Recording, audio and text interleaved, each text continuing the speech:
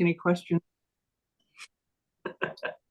All right, I guess we're showing 8 a.m. Good morning, everyone. Welcome to the General Government Committee. The date is Wednesday, January 10th. It's 8 a.m. and we have a packed agenda and are hoping to finish by 9, so let's get started.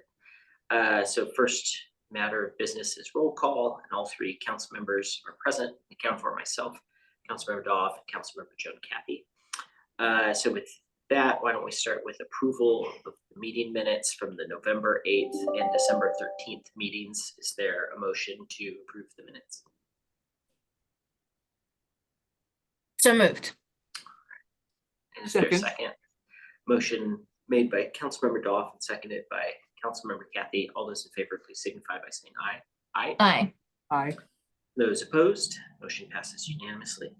So with that, let's jump right in. It looks like the first thing on our agenda is the 2025 comp plan periodic update regarding transportation. Mary Heather, I think you're going to help us walk through that. Yeah, let me quickly introduce Mary Heather Ames is our assistant transportation and engineering director. She will be taking the lead on the updated plan with our help. This is the last of the introductions to the current plan that we're doing. We'll be transitioning at your probably March or the April meeting to talking about actual amendments to that we're going to have to make. So if you have any specific questions or concerns that come up as part of this conversation, we'll note those and try to address those as part of the update package. If you're ready, Mary Heather, I think that's good. Hey. All right. Well, good morning. I believe this is my first time presenting to you as a committee, and I'm happy to be here. This is exciting. We're going to talk about the transportation plan, most specifically the one that is already in place, but also about how the new one will be formatted and what sort of criteria we'll be working with. All right. So as I said, we're going to look at the goals for this plan, look at the current version, consider specific issues that we have that will need to be addressed. We'll be thinking about diversity, equity, and inclusion throughout, and then there are some guidance materials. So the State Growth Management Act requires that the city demonstrate each element in its comprehensive plan meets the relevant planning goals contained within the Act. And there are 15 of them. They guide the development and adoption of the city's comprehensive plan. They are not listed in order of priority. So the transportation goal being number 3 is neither good nor bad. The goal was updated in 2023 by the state legislature to add reducing greenhouse gas emissions and per capita vehicle miles traveled. Achieving this goal would be done through a combination of goals, policies, and actions in the land use element and the transportation plan. I also want to mention that coordination with the new climate element will be required.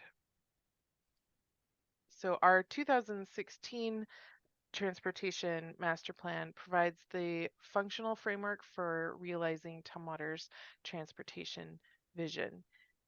And it's something that we talk about in my presentations about the Transportation Improvement Program, the 6-year Transportation Improvement Program, which is a yearly update that we do.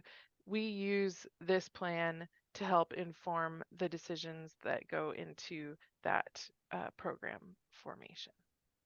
So topics that will be addressed as part of the update. In general, well, of course, I mentioned already the diversity, equity, inclusion, and environmental justice. All the elements need to be internally consistent, and they're all going to be updated. The updated plan will consist of shorter individual elements and plans with a focus on simplified and updated goals, policies, and implementation action. So that's how it has been formatted and will continue to be.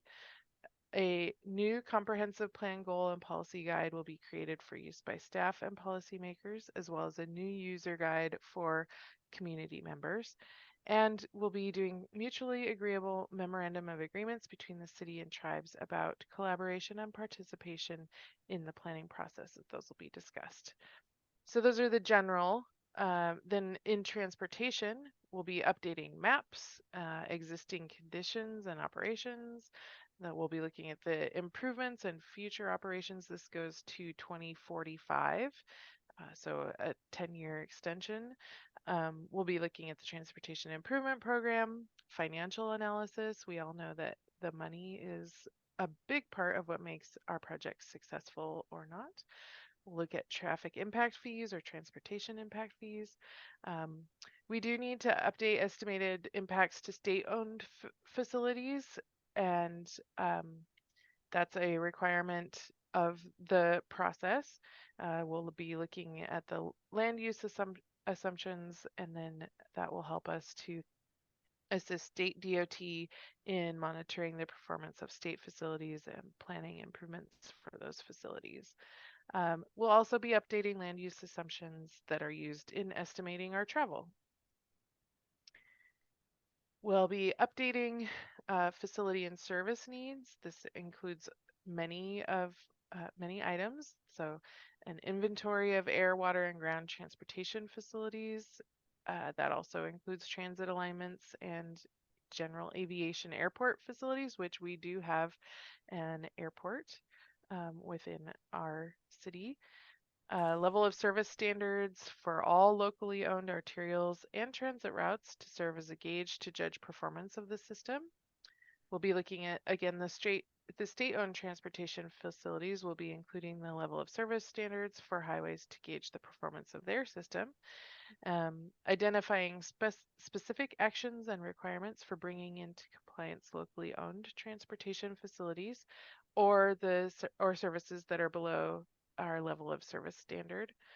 We'll update forecasts of traffic. That's a big one based on our land use element. That helps us to make sure that we are keeping up with and not falling behind the growth within our city.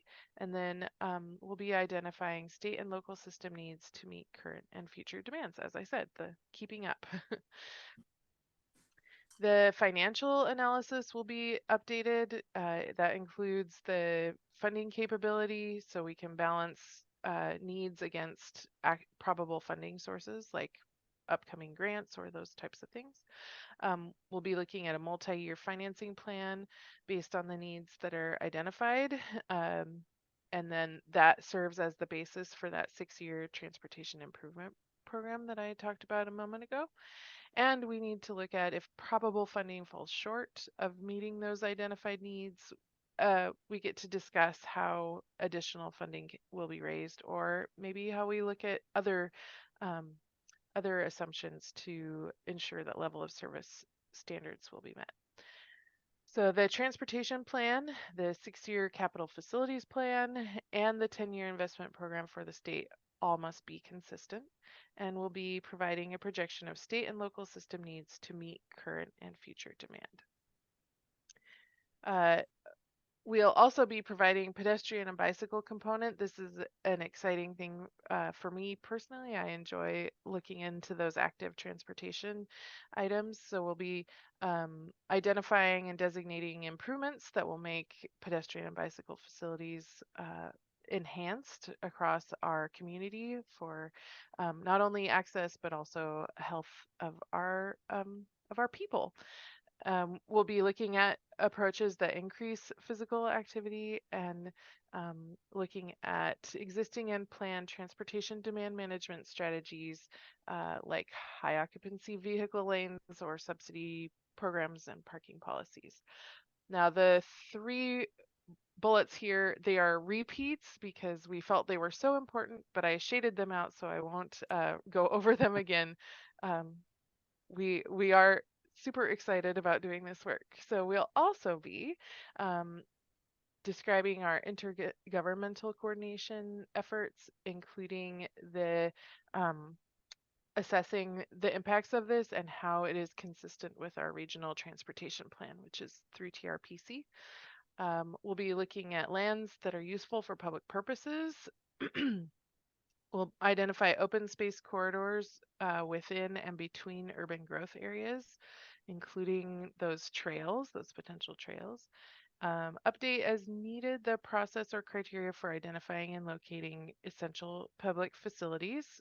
And then looking at those demand management strategies. And once again, the bike ped got mentioned here, and I think it's because we are excited to do the bike ped work. So we'll need to look at revisions to allow intercity transit turnarounds on Little Rock and Old Highway 99. That is something that they'll need for future transit services.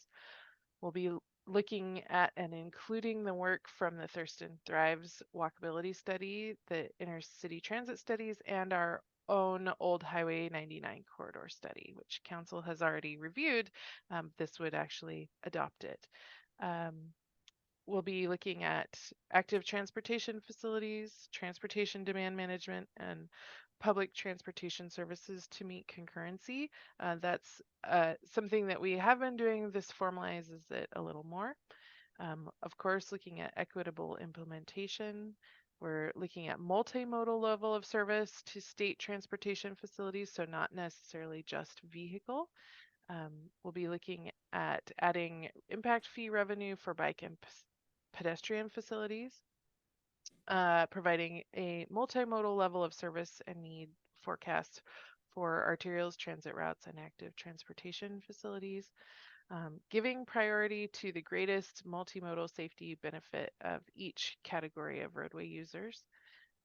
We'll also be including the ADA transition plan that that the council adopted I believe 2 years ago, although the year just changed, so don't quote me on that. And then providing funding analysis that includes those state transportation facilities. And that's something slightly new with this round is even for those state facilities, identifying potential funding sources for that work. A new requirement is to incorporate environmental justice, and there'll be special consideration for that in our goals and policies. Our current transportation master plan is laid out. You can see the 13 chapters here. I think it's important to note that the inclusion of the sub-area plans, that's something we've talked about. We'll be adding to that. We'll be looking even more in depth those modes of travel at the more active options and making sure that we've provided for those. Of course, we'll be updating the future conditions to include the 2045 horizon. That will include system inventory, so things that have been done since the last plan, identifying those capital improvements, which this plan then we use to create our 6-year transportation improvement program and also our capital facilities program.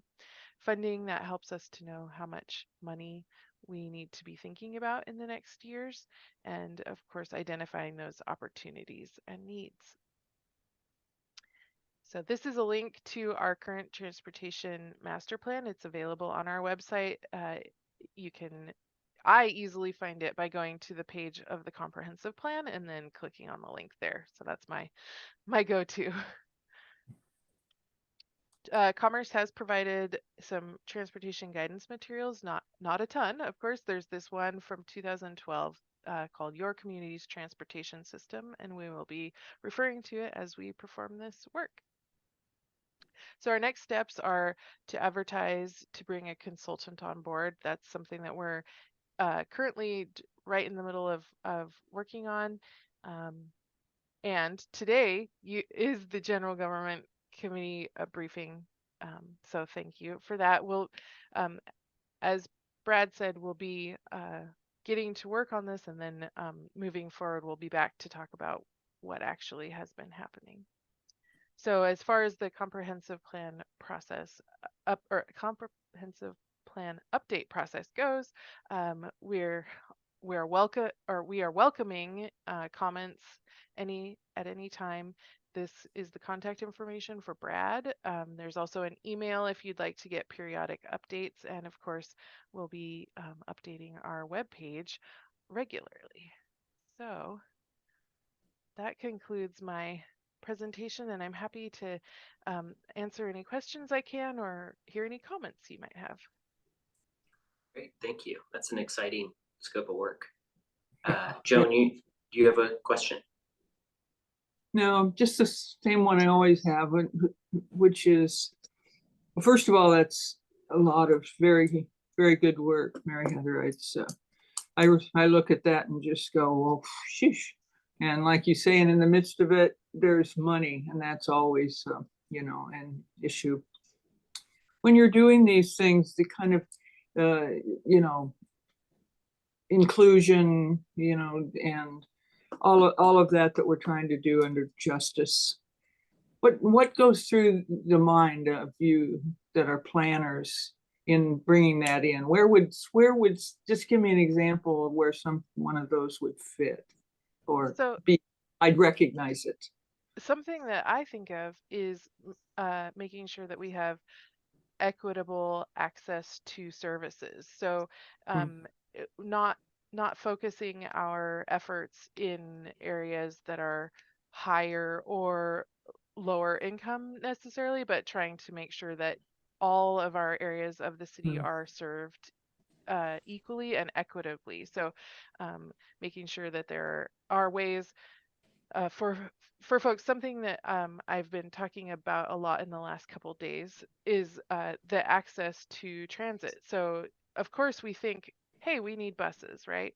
But the truth is that buses are only as good as you can reach them. So we need those sidewalks or walkable routes or rollable routes to be able to get to buses to be able to use them. So I think that's something that we would be looking at for sure. Good. So people in the community that are, hoping that kind of thing happens, they'll recognize that. Yes. That we're working on that. So it's not just words, you hear a lot today, well, those are the buzzwords, Well, and something that I I think is, appreciate that. yeah, something I think is pretty cool about Tumwater is we have had an ADA transition plan since the 90s. And our update went through and we cataloged and inventoried all the sidewalks within our city and the places where they're out of spec. So we'll be able to use that information as well. And that's something that we have been using to design our sidewalk projects and even to inform our paving projects so that we can do that work at the same time. So I think Tumwater is doing well. However, we're happy to do more and looking forward to that. I do hope we get bus service in certain areas, because we have people walking down roads where there are no sidewalks. And I think about it every time I go past the Habitat, development out there. There's no bus service. Now, do we talk to intercity transit in inclusive, or do we communicate? Yeah. And in fact, one of the reasons I've been talking about this in the last couple of days is I met with Intercity Transit yesterday on a different topic, but of course this topic came up because it's something that we do care about and want to make sure that we're working on. Yeah, great. Wonderful. Well, you're doing great work. I appreciate it. Thank you. Shirley. All right. If there aren't any other questions, well, thank you so much for the briefing, Mary Heather. That's a really exciting piece of work. I can't wait till we engage on the next steps. Great. Thank you. So the next item in our agenda is a briefing on our long range planning work program. Long range planning work. Yeah, we focus on the rage portion. Very good.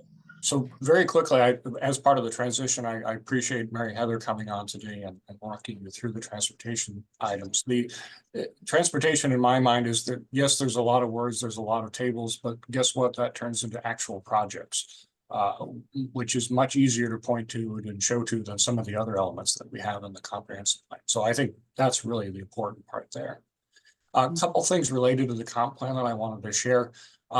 Through the end of December 28th, we had 786 responses to our survey. And the survey closed as of yesterday. So I know we received more responses after that. Our staff is right now compiling a short memo on sort of summarizing all those things.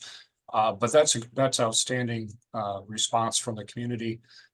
When we did the update in 2016, our initial survey results, we had just under 100 people respond to that. So this is by far the best response rate we've ever had on a project that I've been at here or probably in other jurisdictions. The other thing I'd like to share is we have scheduled an community open house on the comprehensive plan update for Wednesday, January 31st at 7. And will be in the fire training room, and it will also be a remote option. We're working through the details of what that will look like and getting the word out and so forth, but I just want to make you aware of that because I think that's important. We want to meet with the community in person. And this is just the first of what we anticipate a few open houses and other community outreach events we'll have this year. Later events will focus more on very specific things like affordable housing and the climate element and so forth. So having shared that, the transitioning now to the 2024 work program, the request that we have on the staff side is that you schedule this for consent at your next meeting on January 16. But more importantly, I wanted to follow up with you on the joint work session you had with the Planning Commission on December 12th and just ensure that all your questions were answered as part of the work program, or if there was anything else that you needed additional information on.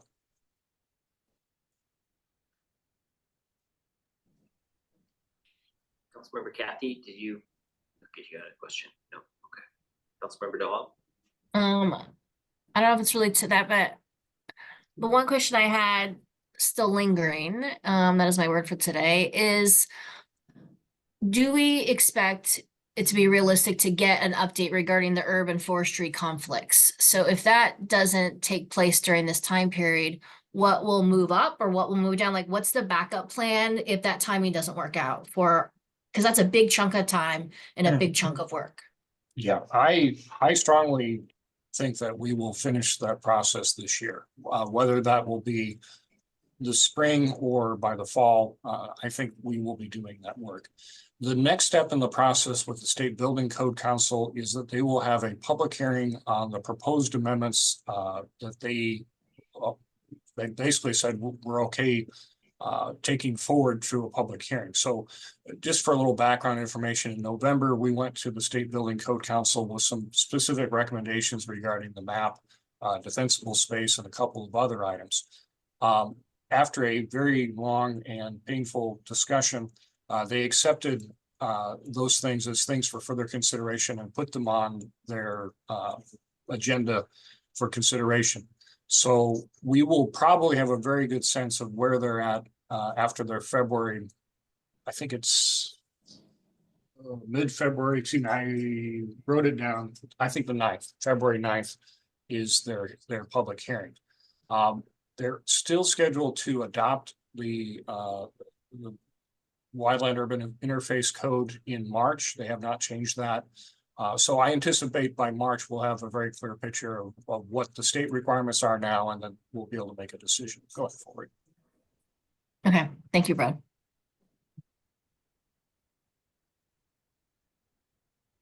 Any other questions? With that, I think I would entertain a motion for a recommendation that the council approve on consent the annual long-range planning work program for our January 16th meeting. So moved. There's a motion by Councilmember Doff. Looked like a second by Councilmember Kathy. I could read your lips, but you were on mute. Second, there we go. We got the hand gesture too, just to confirm. All those in favor, please signify by saying aye. Aye. Those opposed, motion passes.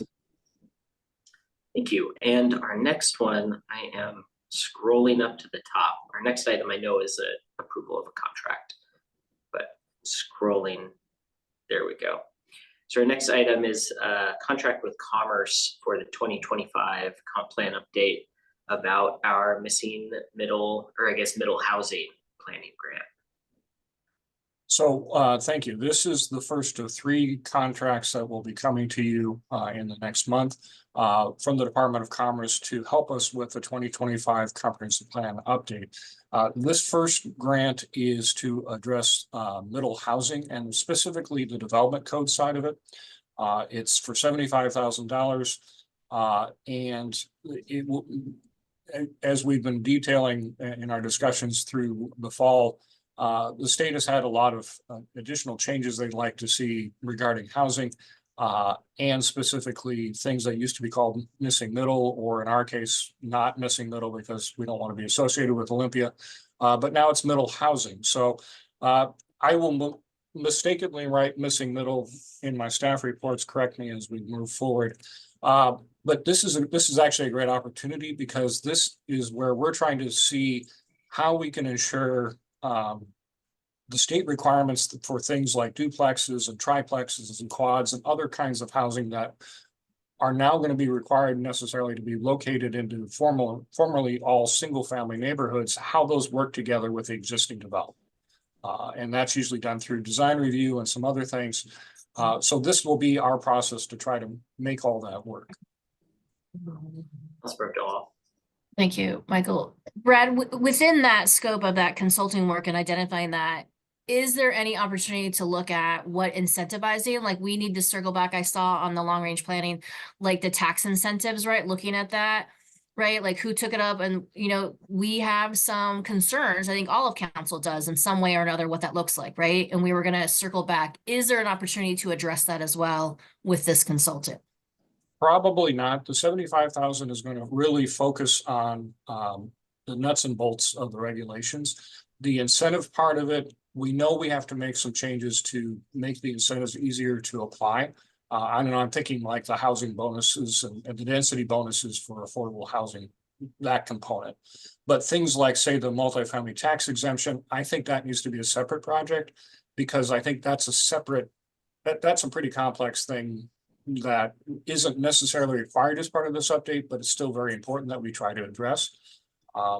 So my Okay. suggestion is we think of that, the multifamily tax exemption program as part of a larger bundle of other incentives we can look at based on our housing action plan to incentivize particular focus on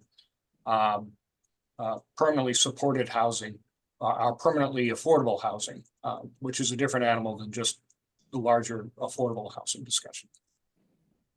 Thank you, Brad. Councilmember Kathy. Yes, I'd like to ask, so is there anybody queued up or are we doing anything about this multifamily exemption?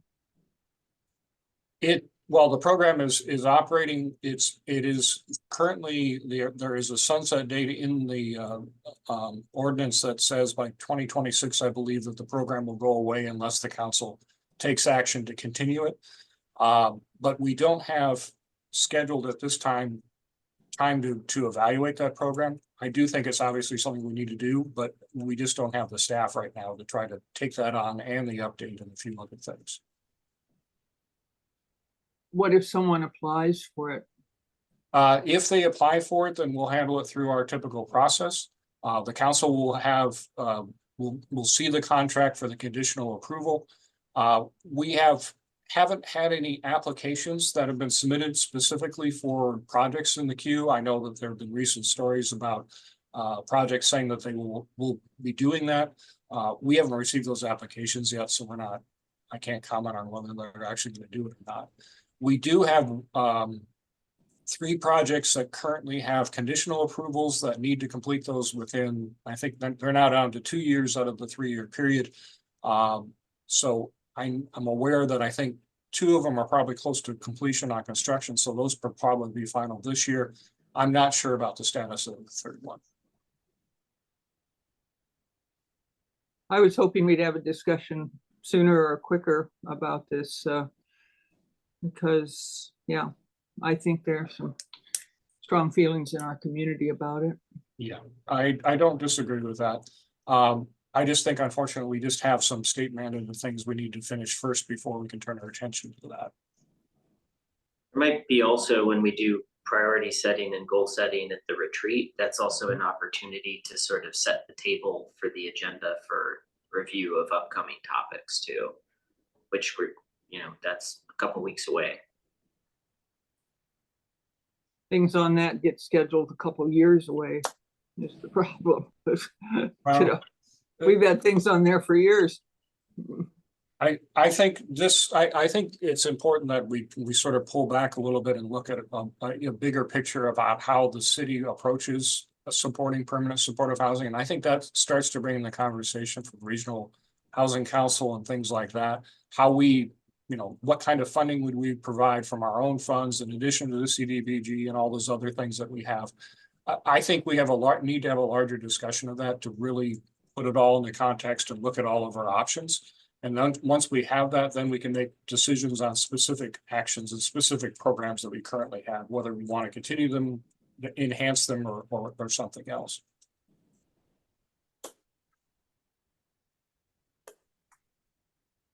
Sounds good.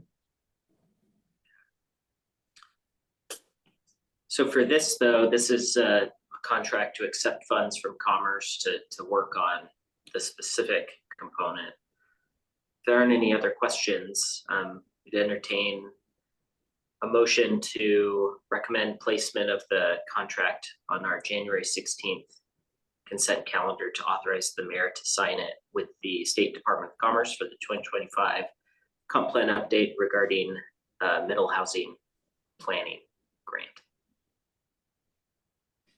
So moved. Second.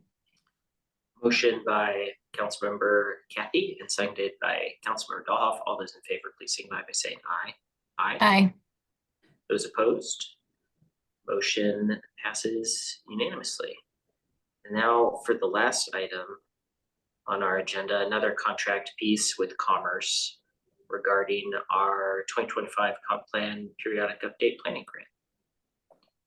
So this second contract is for the periodic update in total. So basically we have a little more flexibility in how we spend these dollars. The grant is for $125,000. It's based on the size of the community. It's a set figure that the state has established. We are using those funds to fund, first of all, the transportation plan update, helping us offset the cost of a consultant to do a lot of the technical work that we don't have staff to do internally. And the second part is a smaller component to deal with updates related to the economic development plan data. We want to make sure that we have current data, post-COVID data. If you recall, we updated that plan in 2019. Things have changed obviously a little bit, and we want to be able to capture that. So this particular grant will cover both of those items. The missing middle, I just want to go back to the missing middle contract. We're going to have an RFP out for that very shortly, and the same thing will occur here. RFPs will be issued shortly after approval by the council, and we'll get to work on that. The last contract that you will discuss will be coming up probably in the next couple of weeks, and it's regarding climate. So we're finalizing the details with Commerce right now, the details of the contract. Great. Any questions? No. All right, seeing none, we would also entertain a motion to place that contract on the January 16th meeting consent calendar to authorize the mayor to sign the contract with the Department of Commerce, the 2025 comp plan periodic update planning grant. If there is a motion. So moved. Second. Motion by Councilmember Kathy and seconded by Councilmember Dahlhoff. All those in favor, please signify by saying aye. Aye. Those opposed? Motion passes. Thank you. That brings us to the end of our agenda. If there's no further business, we finished early. Despite having 7 agenda items, it was very efficient. But thanks, everyone. We are adjourned. See you next week.